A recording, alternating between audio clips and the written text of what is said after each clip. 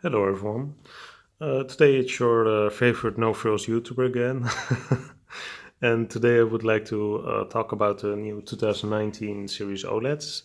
As you may know, I'm a longtime owner of the C7 series OLEDs, which in front of me is a 65-inch C7. And I've also made videos before on the 2018 OLEDs. And today I would like to talk about whether you should or should not, depending on your reasons for purchasing it, upgrade to the new 2019 series OLEDs. Just first of all, I've, like I said before, also done a video on the 2018 OLEDs, and I never really found the TVs to be, that much different from the 2017 series, and that's mostly because of a couple of reasons, which also, by the way, exist in the 2019 series. The first reason of all is, very simply, the OLED itself seem to be at its max engineering potential. By that I mean that OLED seem to be already having all the benefits which they could have offered when looking at the screen itself. OLED are already maxing out at around 1,000 nits, and they also have a lot of burn-in prevention methods implemented. But the thing is right now is that the technology seems to be at its max, at its full potential. If you would actually add more brightness to the OLEDs, the organic substrate, which is the organic material which actually makes OLED emit light and colors, would degrade very fast. So if you would have an OLED TV with 2000 nits, burn-in would probably happen extremely fast.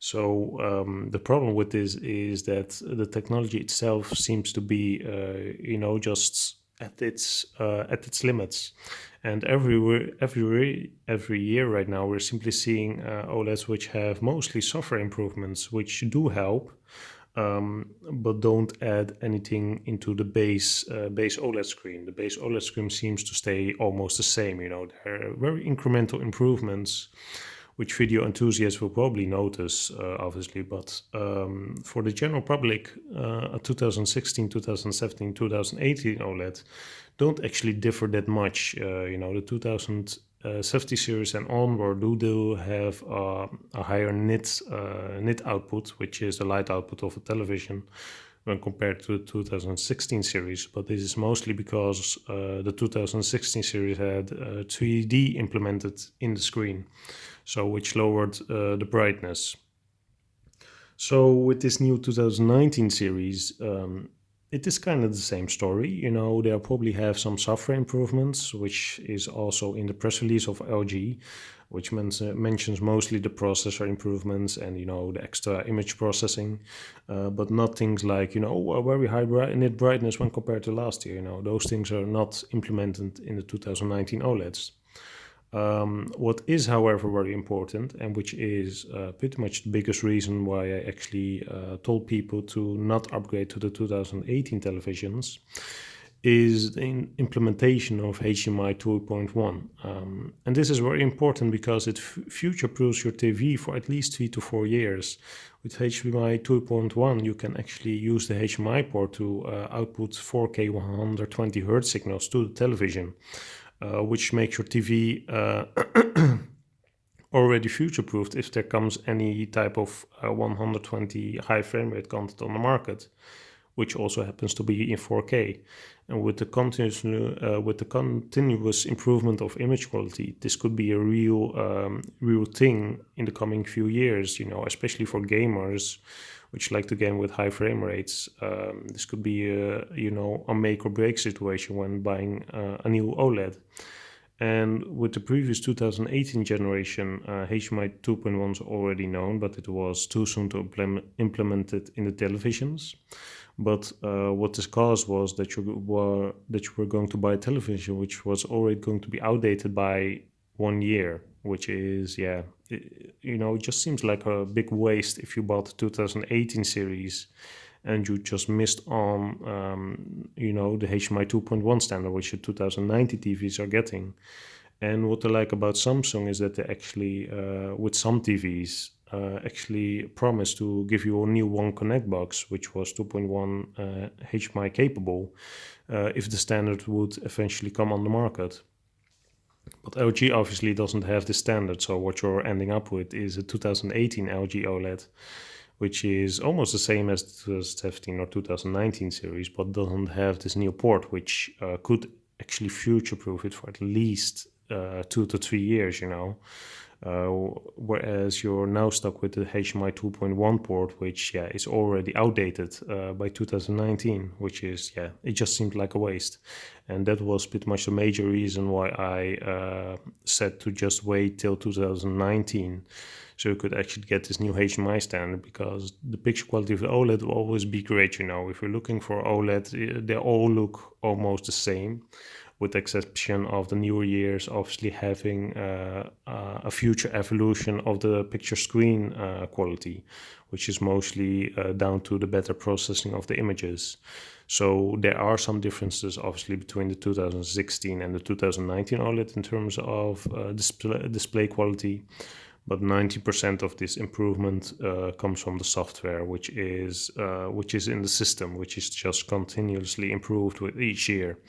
But the HDMI 2.1 is really the reason why you should upgrade to this 2019 OLED if you've been waiting this long for, you know, a TV which costs a lot, but also will actually be just future-proofed for at least 2 to 3 years.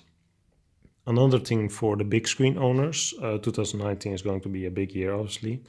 If you're looking to have a cinema OLED screen, 88 inches are coming to the market, and the good news is they'll be in 8K, and they'll also have HDMI 2.1, which is very important for adding a signal to the TV, obviously.